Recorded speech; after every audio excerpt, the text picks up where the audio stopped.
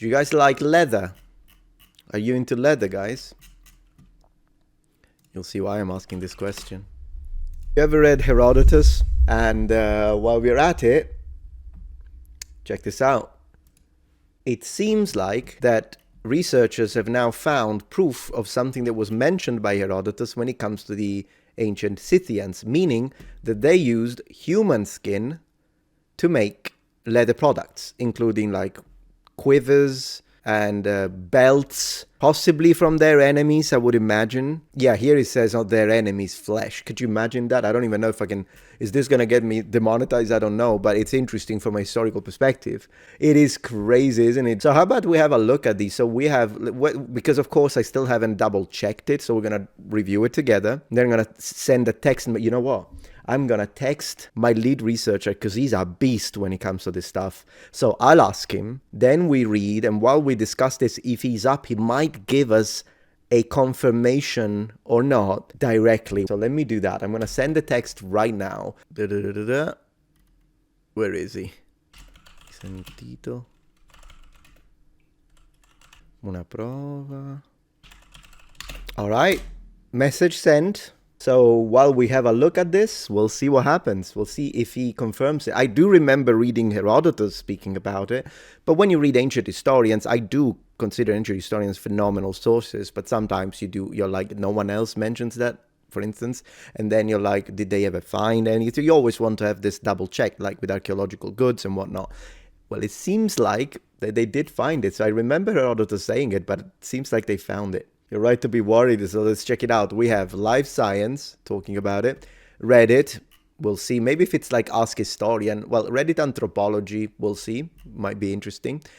Analysis of ancient Scythian leather samples from phys.org, Other Sciences and Archaeology, and then National Geographic. And of course, it's a big science alert, Archaeology News Online. It's literally everywhere. That doesn't mean that it's true, but because of the fact that I'm aware of the historical reference, I'm kind of more inclined to believe that this could be true, because Herodotus did say it. So anyways, let me check Live Science. Let's see what they tell us.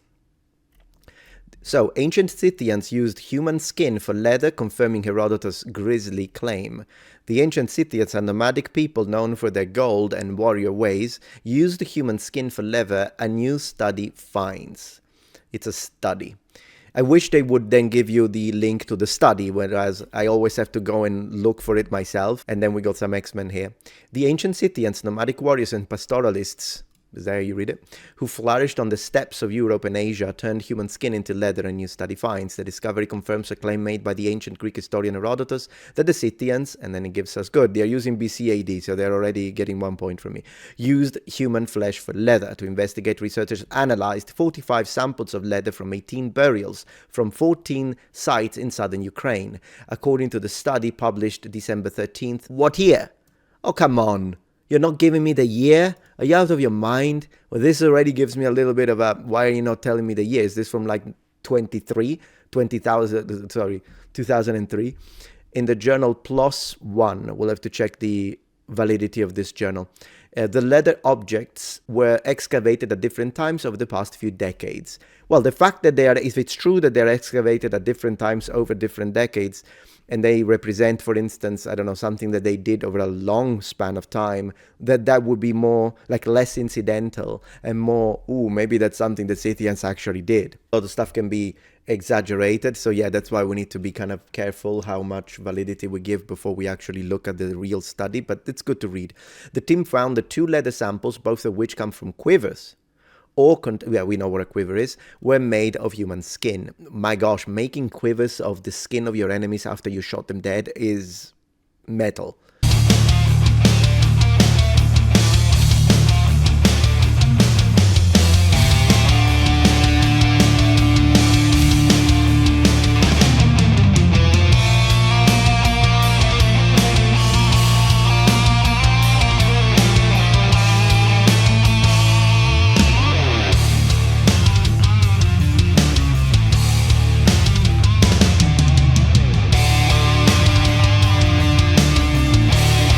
Leather from animals, including sheep, goats, cattle, and horses, was also used in the construction of the quivers. Okay, so they weren't like only human flesh, only the flesh of your enemies. Feels like something that Conan would say.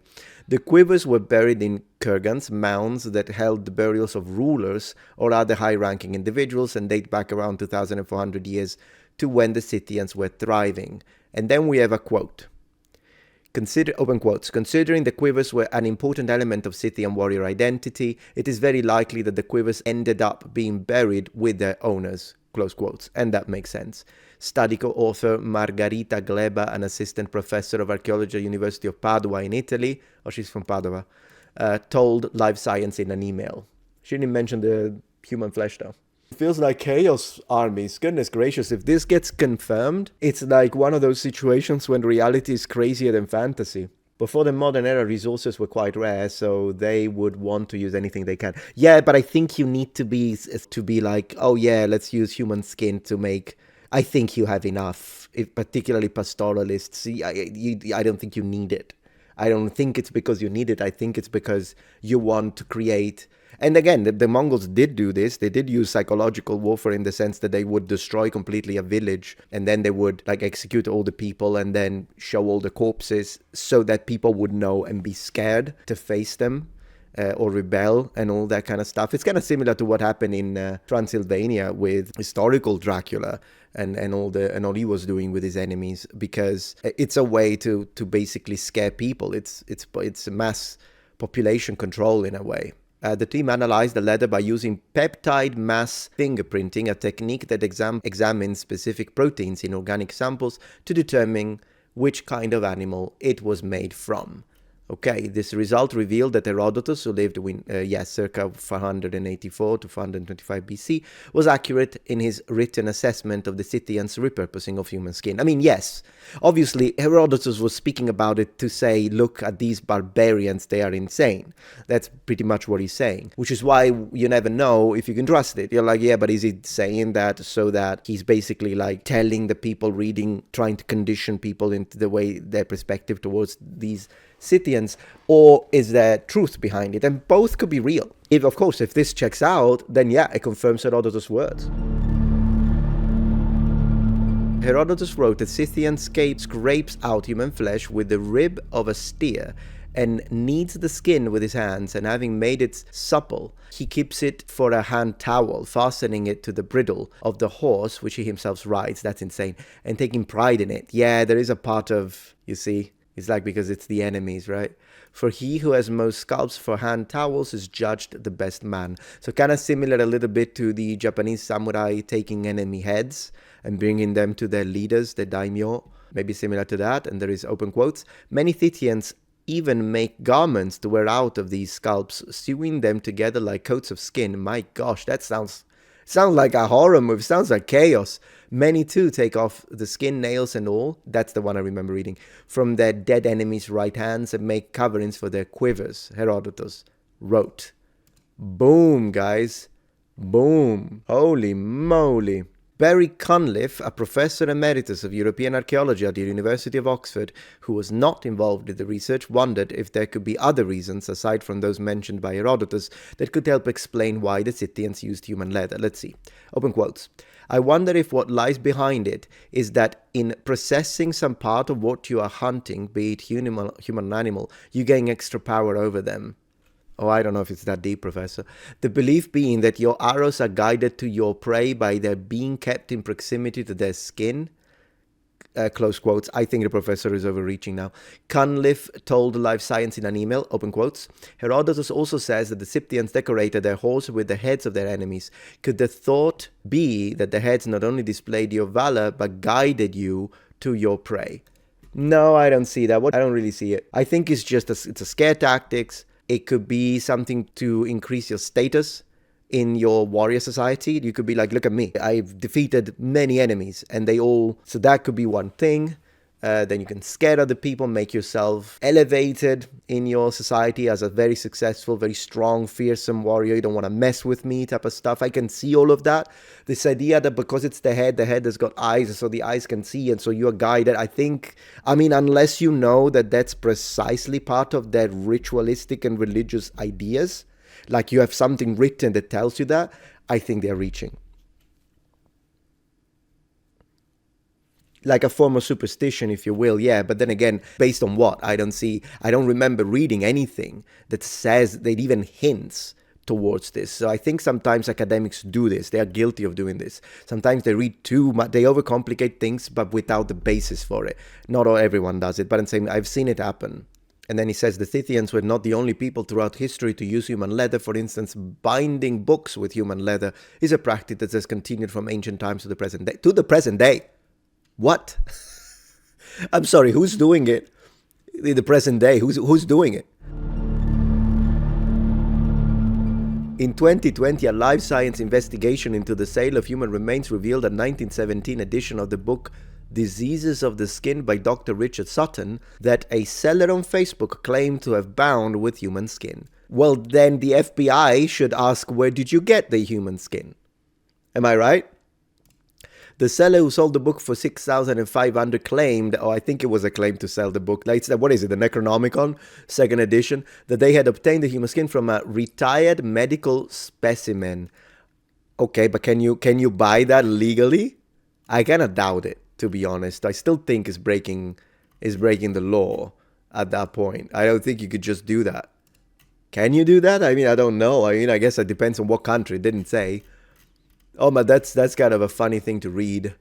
Human skin and made a book out of it. You know who I could see do that? I can see Keemstar doing that with Boogie's skin one of these days for views. I wouldn't put that one past him. But apart from that, or Wings of Redemption, one of the two. Let me see more analysis. So, from physics.org. Analysis of ancient Scythian leather samples shows 2 were made from human skin. Oh, only 2 though, at least from this sample. A multi-institutional team of anthropologists has discovered that 2 pieces of ancient Scythian leather excavated at sites in Ukraine were made from human skin. Okay, this is a better article because at least it's giving us numbers. In their project reported on the open access site PLOS ONE, we'll still have to double check how trustworthy this site is. The group tested the accounts by the Greek historian Herodotus regarding certain behaviors of ancient Scythian warriors. Oh, the cheese is here, guys. Sí. Cheese is here. Little cheese break. Cheese break with cheese and Scythians. It's a great combo. Yeah, sounds good. Got some cheese, guys. We are investigating, guys. This is an investigation. Prior research has found that ancient groups of people known as the Scythians lived in what is now the Pontic Caspian steppe. That sounds really nice. From approximately 700 BC to 300 BC, because they were itinerant people. Yeah, nomadic. Not much is known about them beyond their reputation as fierce warriors and excellent equestrians. There were a lot of people in the steppes were actually excellent equestrians. They're not the only ones. Sarmatians are like that as well. Obviously, we know Mongols. It's like a thing in that area. They were known to the ancient Greeks, though. Famed historian Herodotus mentioned them in his writings, and we have already confirmed that.